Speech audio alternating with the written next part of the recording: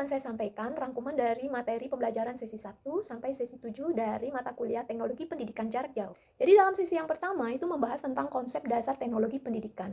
Dalam teknologi pendidikan itu hadir untuk membuat proses belajar mengajar jauh lebih efektif dan efisien.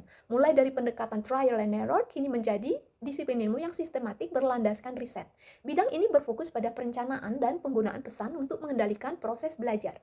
Lalu dalam sesi 2 itu kita membahas tentang teori pendidikan jarak jauh, di mana untuk menjawab tantangan keterbatasan ruang dan waktu, serta mewujudkan keadilan akses belajar, maka lahirlah pendidikan jarak jauh. Berawal dari pendidikan korespondensi di tahun 1833, PJJ kini menjadi sistem pendidikan alternatif yang terpadu dan fleksibel untuk menjangkau semua kalangan.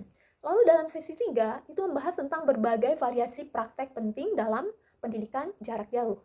Jadi pendidikan jarak jauh itu sangat beragam pemanfaatannya, mulai dari e-learning, online learning, cyber learning, hingga kelas virtual dan blended learning.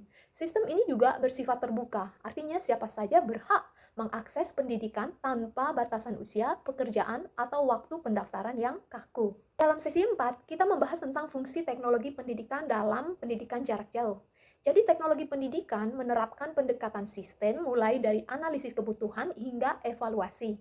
Bahan ajar dari pendidikan jarak jauh ini dirancang dengan karakteristik khusus, bersifat mandiri, ramah pengguna, dan disesuaikan dengan kecepatan belajar siswa, serta didukung dengan kelompok tutorial.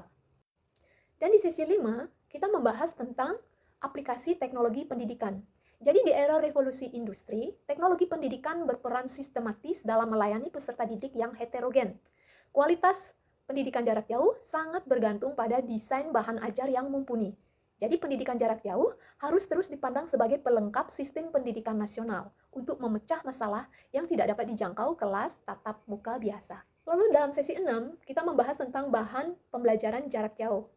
Jadi bahan ajar pendidikan jarak jauh bukan sekedar teks, namun paduan utuh yang mengarahkan langkah belajar siswa.